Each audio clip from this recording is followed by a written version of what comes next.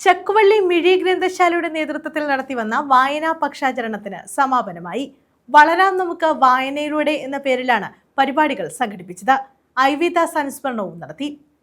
വായനാ പക്ഷാചരണത്തിന്റെ ഭാഗമായി വളരാം നമുക്ക് വായനയിലൂടെ എന്ന പേരിൽ നടത്തിവന്ന പരിപാടികൾ സമാപിച്ചു. ചക്കുവള്ളി മിഴി ഗ്രന്ഥശാലയുടെ നേതൃത്വത്തിലാണ് പരിപാടികൾ സംഘടിപ്പിച്ചത്.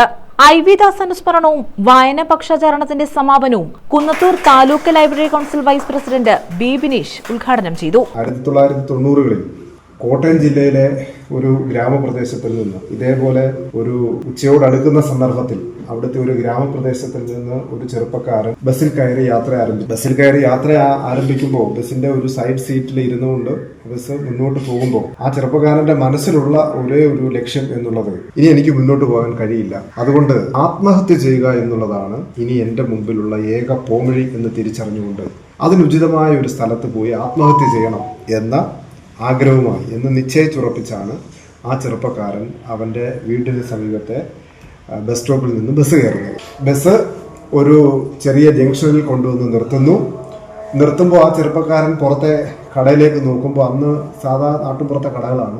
ഈ കടകളിലെല്ലാം മലയാള മനോരമയുടെ ആഴ്ചപ്പതിപ്പ്, മാതൃഭൂമി ആഴ്ചപ്പതിപ്പ്, മംഗളം ഇങ്ങനെയുള്ള പീരിയോഡിക്കൽസ് ഉണ്ട്, അല്ലാതെ കലാകൗമുദിയുണ്ട്, മാധ്യമത്തിന്റെ ഇങ്ങനെയൊക്കെയുള്ള വാരികളെല്ലാം ഇതിന് തൂക്കിയിട്ടിട്ടുണ്ട്. ഒരു ചിത്രത്തിൽ ആ ചെറുപ്പക്കാരന്റെ കണ്ണുടക്കുകയാണ്. അത് മറ്റാരുടെ അല്ല, MD വാസുദേവൻ നായരുടെ ഒരു ചിത്രമായിരുന്നു. മാതൃഭൂമി ആഴ്ചപ്പതിപ്പിന്റെ കവർ പേജായി അത്തവണ പ്രസിദ്ധപ്പെടുത്തി. കുന്നത്തൂർ താലൂക്ക് ലൈബ്രറി കൗൺസിൽ അംഗം അക്കരയിൽ ഹുസൈൻ അധ്യക്ഷത വഹിച്ചു.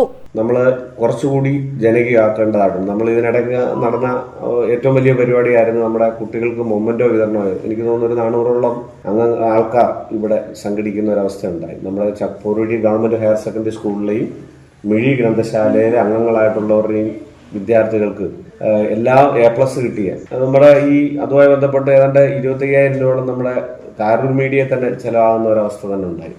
നമ്മൾ അങ്ങനെ സന്മനസ്സുകൾ സഹായിക്കുകയും M. സുൽഫി ഖാൻ റാവുത്തർ, ഇർഷാദ് കണ്ണൻ, അർത്തിയിൽ അൻസാരി, അക്കരയിൽ ഷെഫീഖ്, മാത്യു പടിപ്പുരയിൽ, ഫൗസിയ, ഷെമീറ, സബീന ബൈജു എന്നിവർ പങ്കെടുത്തു.